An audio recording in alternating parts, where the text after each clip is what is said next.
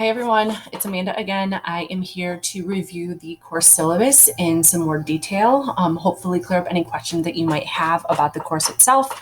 As always, if I don't, please feel free to reach out to me via email and ask away.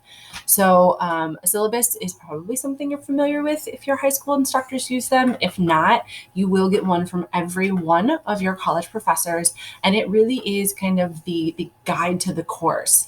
You'll see that it includes a detailed schedule for the entire semester, as well as university policies. So keep these with you at all times when you do go back to campus. I always liked to have a paper copy so that I could kind of keep note of grades and certain assignments. So figure out how you want to use it, but it's got a lot of important information. So I'm going to start at the very top here.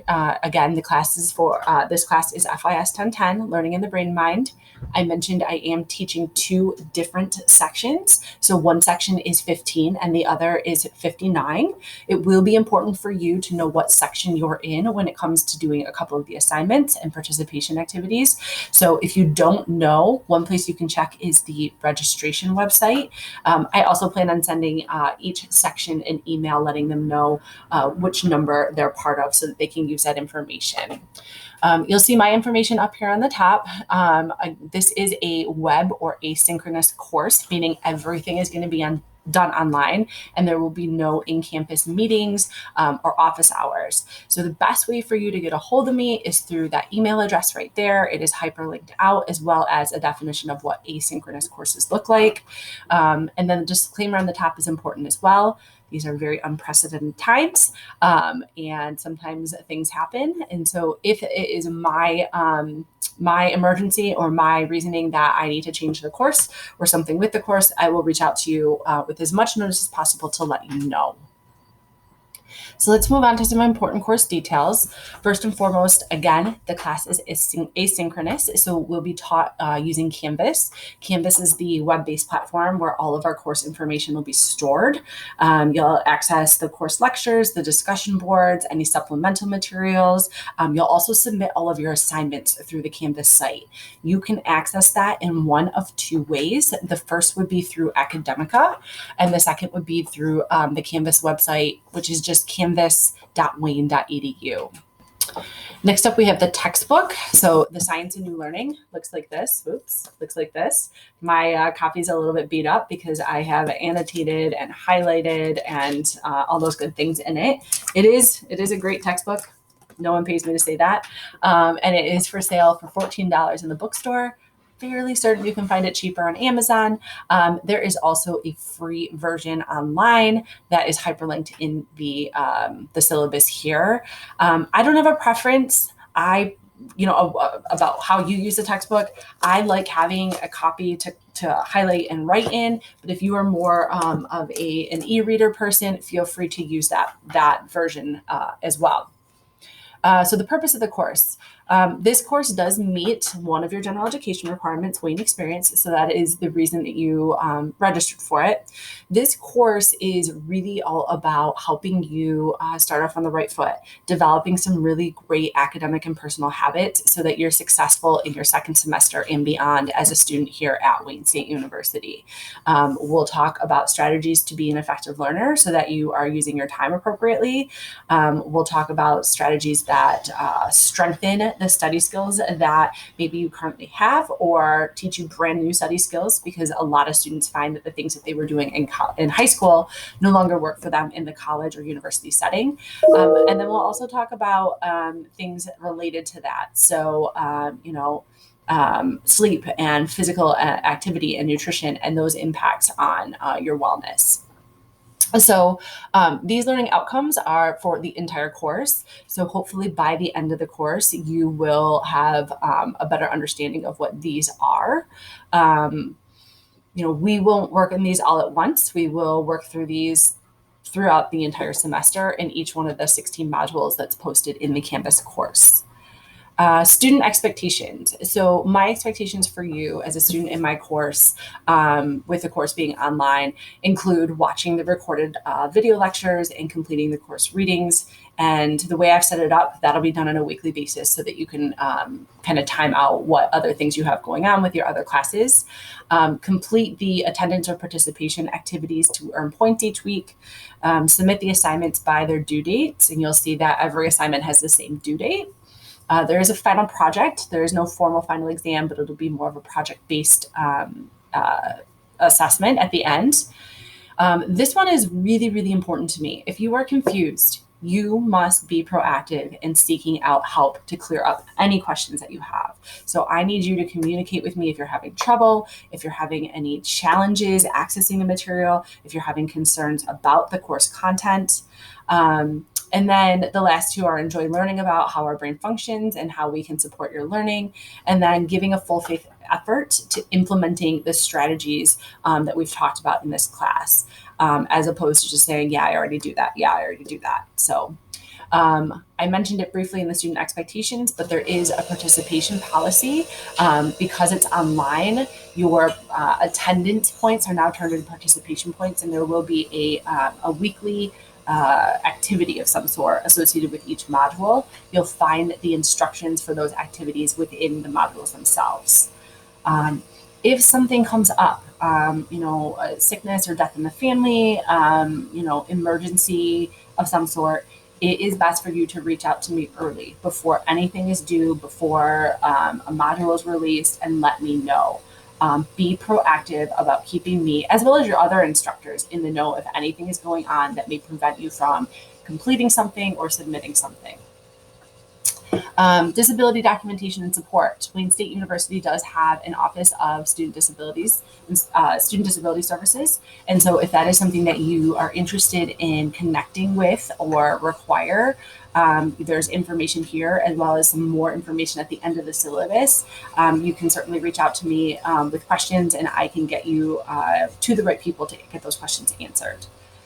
Student services is also a new section to the syllabus that was added recently as a result of what's going on with remote learning. So the Learn Anywhere website was developed for students to have resources about how to complete and access their remote learning courses. The Academic Success Center, which is really the hub of all of our student success services, is also moved all of their services to virtual and remote. So that is there for you, as well as the Writing Center or the WRT zone. So if you have an interest in using any of those services, please definitely click some of those hyperlinked websites there. Academic integrity and plagiarism. So this is a big deal, and it is absolutely not tolerated anywhere, but especially at the university level. There is a much more detailed description of what counts as academic integrity and plagiarism, and how it's handled by the Dean of Students Office later on in the syllabus. Please take some time to review that, because it is a very serious offense that is not taken very lightly. Technology requirements. So because this is a web course, all of your instruction will be online. It's really important for you to have reliable hardware and software. And so I went ahead and included a list of what is best used to be successful in this course. So that's a desktop or a laptop with reliable and stable internet connection, a camera, a microphone, and speakers. Some students prefer to do their work handwritten and then take a scanned copy and upload it. That's absolutely fine. So I've shared a free app there.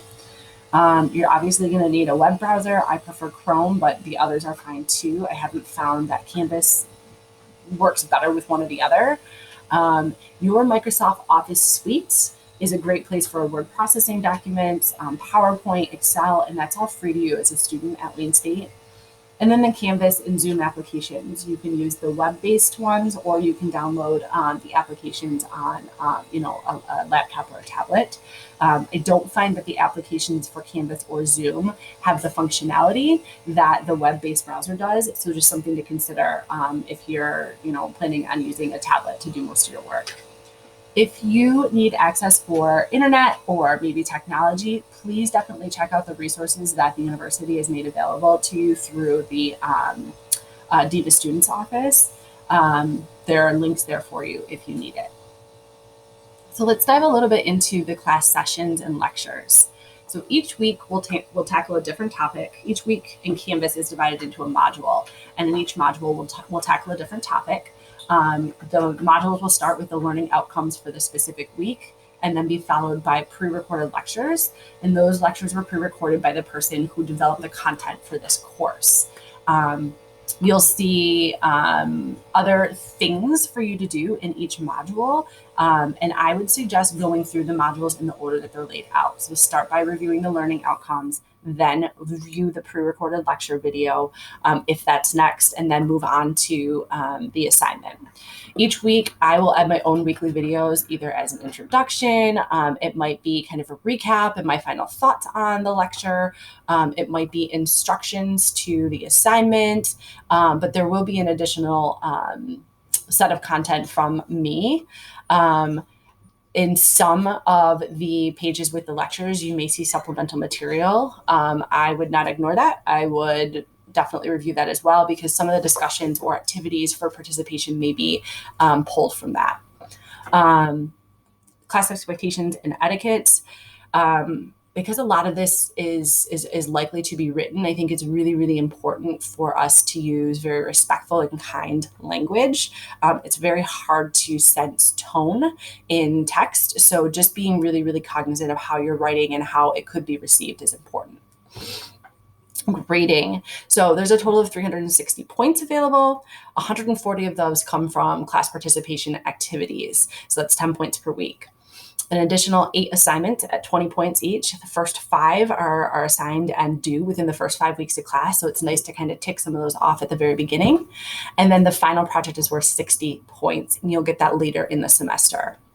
I do accept late work, likely with a penalty, but it's your responsibility to notify me if you are not able to complete things, and we'll talk about what that penalty is going to be.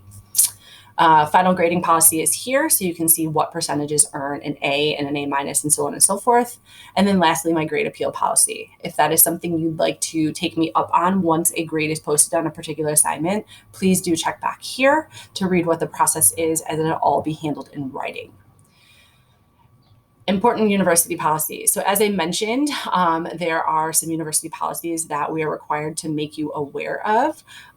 Religious holidays, student disability services, what academic dishonesty is, and course drops and withdrawals. So please take some time to go through this information so that you're educated about what these policies are, what constitutes plagiarism, what the religious holiday policy is, and what the difference between a course drop and a withdrawal is. A lot of students don't understand that after so many days into the semester, the only option that they have is withdrawal, and that will appear on your transcript. Of course, as an academic advisor, I'm happy to answer any questions about how that may impact your transcript or future goals if you have them. And then lastly, the schedule. I plan on treating this course as though it is one that was going to be offered on Tuesdays, because that is when I plan to teach. So all of the modules will be released on Tuesdays, and then the completion of those modules to be expected on that following Tuesday. If there is an assignment due, it'll be due at 11:59 p.m. And as I mentioned before, I recommend that you move through the modules in the order that the material is posted in the module. So start with the learning objectives, then move on to the lecture, then move on to the discussion board, then move on to the assignment. In this module, for example, the week 1 module, you're watching this video, then you'll click on the learning objectives, then you'll move on to the lecture, so on and so forth. If it's confusing, if you have questions, please reach out so that we can make sure that you have things set and understood at the very beginning of the semester, as opposed to waiting to week 12 and just saying you're figuring it out then. Again, I'm here if you have questions. Hyperlinks are active in the syllabus, so I suggest that you download it and save it somewhere. I'm looking forward to working with you all again, and we'll talk soon. All right, have a great day, guys. Bye.